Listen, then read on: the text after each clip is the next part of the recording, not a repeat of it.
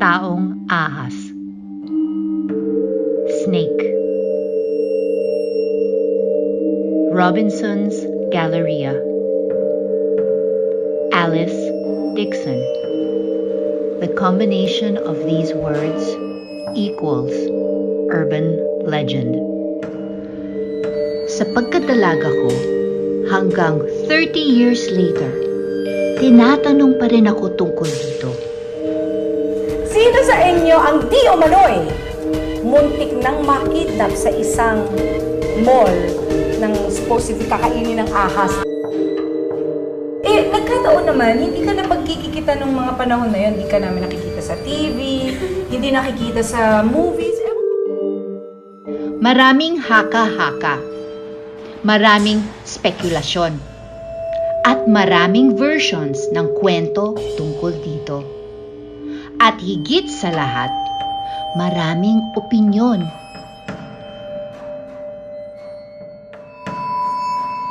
Remember the Alice Dixson, Robinson Smith? What if I tell you it's all true? Hindi ko alam eh. Sabi nila rumors lang yun. Feeling ko pa rin totoo. I think a rival mall planted that story to get the people out of Robinsons because Robinsons was super popular in the 80s. Snake Man of Alice Dixson. I think it's true. Kasi dati ko na balita po. Matagal ka ba nag-work dito? Bali, ano na po, 3 years. 3 years. Ano narinig mo? Na meron daw po talagang dito natin. Saan? Sa Robinsons po. So natatakot ka pagpapasok ka? Hindi naman po. Hindi ka natatakot. Pero at sa tingin mo meron.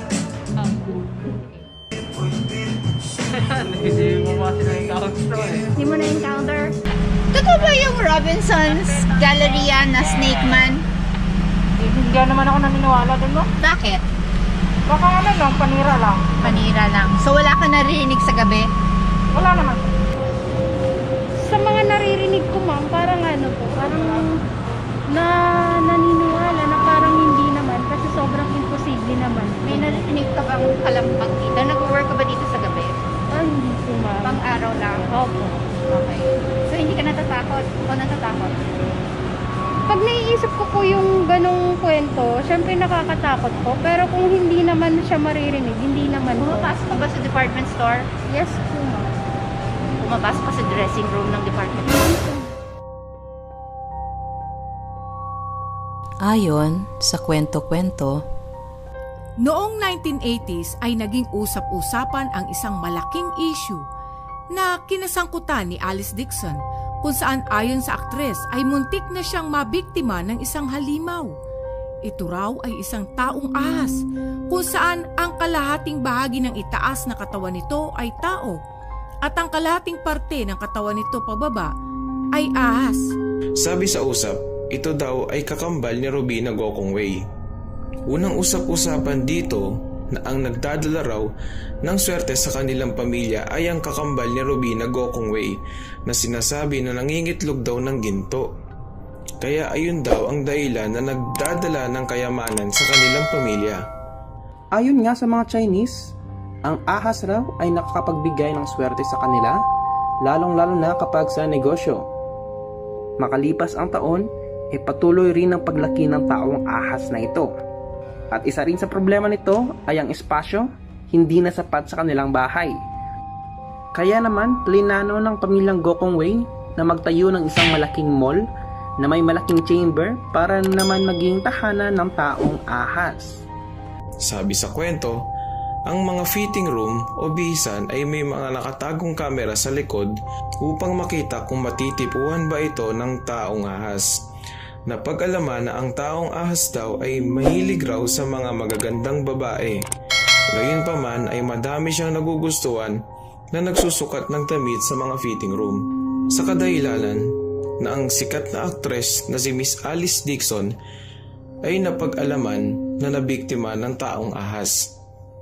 Pumunta siya sa fitting room o bihisan upang magsukat-sukat ng mga damit Subalit parang may pakiramdam daw siya na parang may nakatingin sa kanya. Siya ay biglang nahulog sa baba papunta sa tinatawag nilang secret room. Pero ayon pa rin sa kwento, nakatakbo si Alice sa underground corridor at nakahanap ng lagusan palabas sa isang hotel na malapit sa Robinson's Galleria. Napabalitang binayaran si Alice Dixson ng pamilya Gokongwei ng 850 million pesos upang wag na itong magsalita patungkol sa kanyang nalalaman sa taong ahas. At dahil nga daw siya ay nabayaran na, kaya ito ay biglang nawala sa showbiz at lumipad papuntang Canada. Baon ang misteryo ng taong ahas.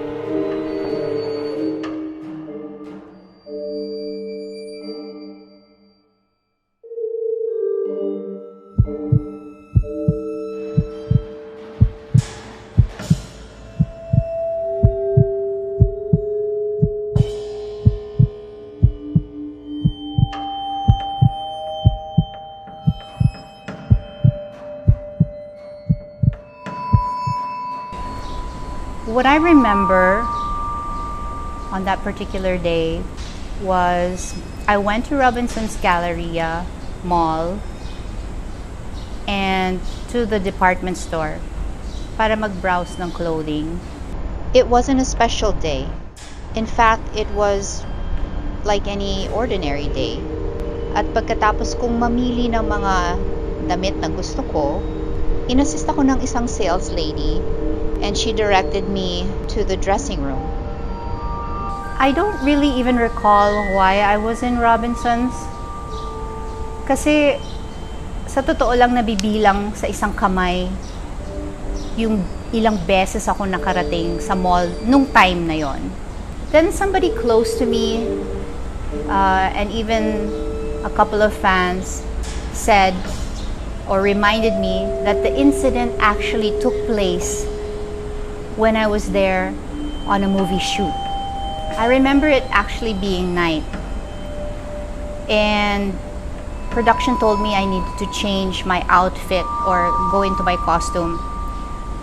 And they directed me to the bathroom sa labas ng department store on the 4th floor para magpalit ng damit. Natatandaan ko pa nga na may mga nag-oosyoso sa labas. And for some reason, as I was inside the bathroom, I said, "Tuklaw, tuklaw." Now, I don't really know kung bakit ko yun ginawa. Siguro kasi I was just being funny. I was trying to get a laugh sa mga kasamahan ko. I was just being young and silly. And also because yung time na yon, yung kasamahan ko sa pelikulang Jezebel na si Richard Gomez, he had a movie that came out called Tuklaw. At uso yan noon. A few days later, lumabas yung balita or gossip na kinagat ako or kinain ako ng malaking sawa sa loob ng mall. Lumabas pa ito sa headline ng tabloids and news. And one day or one morning after, my secretary told me na tumawag ang Robinson's representative. Gusto ako kausapin. But I believe siguro they wanted to ask me if I had made these comments and these accusations. But I dismissed it. And I went on with my business. However, the news did not die down. In fact, even months after, pag nakakausap ko yung mga Chinese, Filipino friends ko, they were saying na totoo nga, merong offspring na snake, na half snake ang Gokongwei. And of course, this was usap-usapan lang, right? Wala namang pruweba to this. This is where I believe the rumor started to build. And I also hypothesize that meron kasing mass communication curriculum ang isang school, that it had a particular project to disseminate information to see how far, how convoluted, and how long information could spread. And I believe they used this story. I know because mass communication graduate din ako, and we studied these kinds of case studies. Yan. My other theory is that my silence created a snowball. Ibig sabihin, perhaps my silence was a contributing factor sa paglaki ng rumor na ito. But in my defense, even before, kahit ngayon, pag merong hindi totoong rumor, if there's something false that's circulating, naniniwala ako na hindi ko kailangan patulan. I don't have to be defensive about it. Kaya that was one of my reasons why hindi ako nagkomento noon. And I really didn't feel the need to talk about it or defend myself. In fact, nakalimutan ko all about it until recently. One of my close family friends, meron kaming usapan that after a certain point or pagdating ng certain time, that I would actually reveal my story. Hindi naman revelation, pero to tell my story. So, this is the time. This is the time that I want to set things straight. I know a lot of you are going to be saying, ay, ano ba naman yan? Denial na naman. But the truth of the matter is, a denial is something that you say if something is actually true. You deny something that is true. But I'm not denying anything, because what I'm saying is that nothing really happened. Nothing really happened in the way that the urban legend or the myth dictates.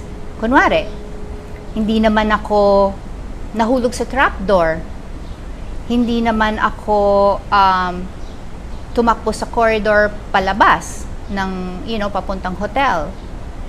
Hindi din naman ako nabayaran ng 850 million at hindi rin nangyari yung nakat yung pagsasalita ko sa isang TV show when I was trying to explain myself. Those things are all not true. The last possible theory is that it is the truth. Right? Pero kaya ba maraming naniniwala because it's just a well-hidden secret? Kung totoo nga, bakit walang nag-step forward? Like there's no security guard, there's no maid, there's no close friend, there's nobody who's actually witnessed this aside from this urban legend. There's nobody to corroborate this myth. Diba? Wala. It was rumored a few years ago na namatay ang taong ahas sa mall. Lumabas pa nga ito sa YouTube and sa balita. Pero hindi natin ma-disprove yan or proof. However, kinontak ako ng Robinson's Galleria shortly after to participate in their digital ad campaign. Now, is this a coincidence? Well, kayo na lang po ang bahala mag-decide kung anong paniniwalaan nyo. If it is or if it's not. Basta, sinabi ko na sa inyo yung truth ko. I told you what happened. And hopefully, this is the first and last time I'm gonna need to explain myself or say anything about it.